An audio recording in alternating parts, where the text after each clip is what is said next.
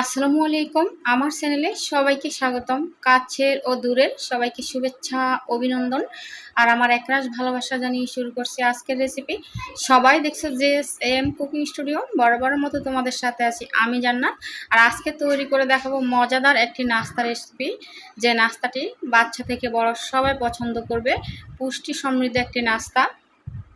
তো প্রথমে দেখো, এখানে আমি চুলায় পাত্র বসিয়ে সামান্য পরিমাণে একটু বাটার দিয়েছিলাম, সেটা দেখানি, খুবই অল্প পরিমাণে বাটার দিয়ে চিনেবাদামটা ভেজে নিচ্ছি।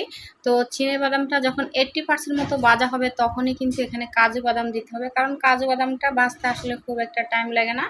তো এখানে আমি 15 থেকে 20টি কাজু বাদাম দিচ্ছি। কাজু চিনেবাদামটা ভেজে ঠান্ডা করার জন্য তুলে নিলাম। এদিকে দেখো, আমি একটি সার্ভিং বল নিলাম আর এখানে 2টো ডিম দিলাম। তো আসলে তোমরা কতটুকু নাস্তা তৈরি করতে চাও সেক্ষেত্রে ডিমটা কমিয়ে বাড়িয়ে দিবে। তো 2টো ডিম এক এক করে ভেঙে নিলাম। এখানে দেখো 2 টেবিল চামচ চিনি দিলাম। এখন চিনি ও ডিমটাকে আমি ভালোভাবে হ্যান্ড উইচের সাহায্যে বিট করে নেব। তো প্রথমে ক্ষমা চেয়ে নিচ্ছি, ভিডিওটা অনেকটা লং হয়ে গেছে। আসলে পার্ট বাই পার্ট দেখাতে গেলে ভিডিওটা অনেকটা লং হয়, আর ভিডিওটা কিন্তু অনেকটাই লং হয়ে গেছিলো। তারপর আমি অনেকটা কেটে কুটে মূল অংশটা দেখানোর চেষ্টা করেছি, জানি না কতটুকু সফল হতে পেরেছি। তো একটু লবণ দিয়েছিলাম, লবণ দিয়ে ভালোভাবে বিট করে নিয়েছি। এবারে দেখো, আমি এখানে 1.5 কাপ লিকুইড দুধ নিলাম। তো এক হাত দিয়ে দুধটা ঢাললাম আর অন্য হাতে মিক্স করে নিলাম। এবার দেখো, এটা হলো সুজি। এখানে 2 টেবিল চামচ মতো সুজি দিচ্ছি। আমি প্রথমে বলেছিলাম খুবই মজাদার একটি নাস্তা, ছোট থেকে বড় মানে বাচ্চা থেকে বুড়ো সবাই পছন্দ করবে। সুজি দিয়েও ভালোভাবে বিট করে নিয়েছি। এবারে দেখো, এখানে 2 টেবিল চামচ মতো কর্নফ্লাওয়ার দিয়েছি। তো যদি কর্নফ্লাওয়ারটা সংগ্রহে না থাকে, তাহলে একান্তেই যদি না থাকে সেক্ষেত্রে চালের গুঁড়া দিতে পারো। আটা দিবে না, কিন্তু আটা দিলে স্বাদটা ভালো আসবে না। তো সুজিটা অবশ্যই দিতে হবে, যে কোনো 2টো উপকরণ। আসলে কথায় বলে যত গুড় ততই মিষ্টি, তো দিলে ভালো হয় আর কি। এখানে দেখো, ময়দা নিয়েছি আমি 1 কাপ ময়দা। তো ময়দাটাও আমি অল্প অল্প ঢেলে এক হাত দিয়ে ঢেলে নিচ্ছি আর এক হাত দিয়ে আমি ভালোভাবে ব্যাটারটা তৈরি করে নিচ্ছি। এখানে দেখো, এটা হলো বাটার। আমি এখানে 1.5 টেবিল চামচ মতো হবে, হ্যাঁ 1.5 থেকে 2 টেবিল চামচ মতো বাটার দিয়েছি। এই বাটারটা দিলে কিন্তু খুবই সুন্দর একটি কালার আসে আর খুবই সুন্দর স্মেল বের হয়, একদম হালকা একটা স্মেল বের হয়। তো দেখো, ব্যাটারের কালারটা কিন্তু অনেকটাই লাইট হয়ে গেছে বাটার দেওয়ার কারণে।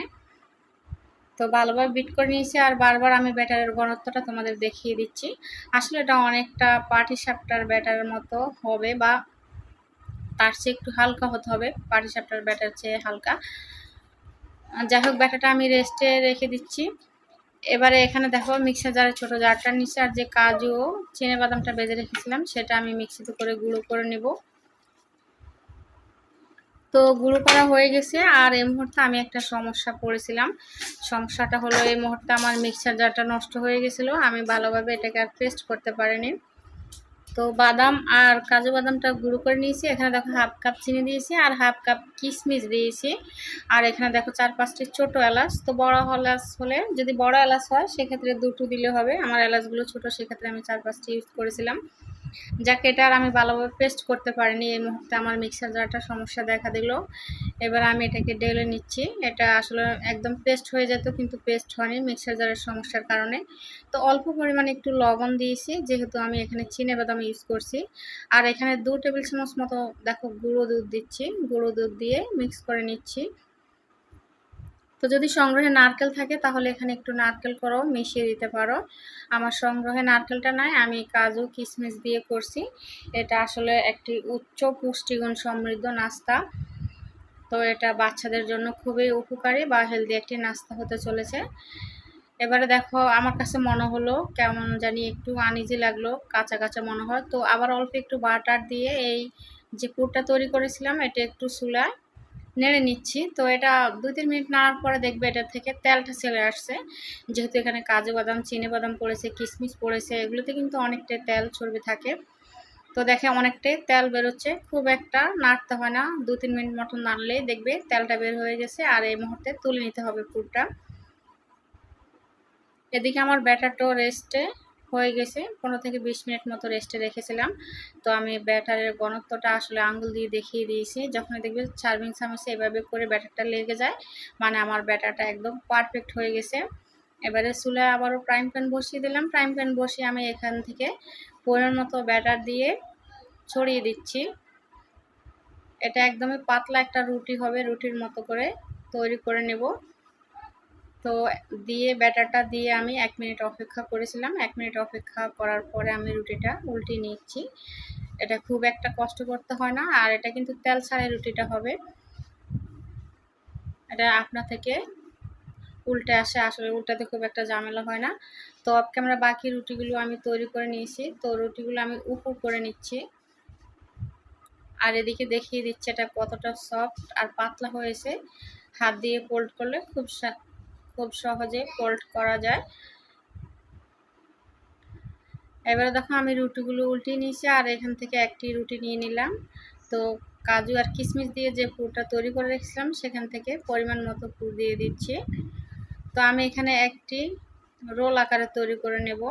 প্রথমে দেখো একটি ভাঁজ দিয়ে নিলাম, যাতে ভিতর থেকে পুরটা বের হয়ে না আসে। এবারে দেখো দুপাশ থেকে আবারও ভাঁজ দিয়ে নিলাম। এবারে বুড়ো আঙ্গুলের মাঝে টিপ রেখে, মানে আঙ্গুলের মাথায় টিপ রেখে রোলটা মুড়ে নিতে হবে। খুবই সহজ, আসলে পারলে সহজ, না পারলে কঠিন। তো একটি রোল আমার তৈরি করা হয়ে গেছে, আর বাকি রোলগুলো আমি অফ ক্যামেরায় তৈরি করে নিয়েছি।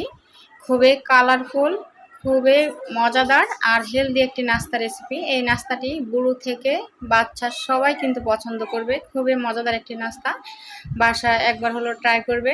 তো কেমন লাগলো আমার এই নাস্তা রেসিপি? ভালো লাগলে একটি লাইক করে দিও, আর প্রতিদিন এরকম ইন্টারেস্টিং ভিডিও পাওয়ার জন্য আমার চ্যানেলটি সাবস্ক্রাইব করে পাশে থেকো। সবাই ভালো থেকো, আল্লাহ হাফেজ।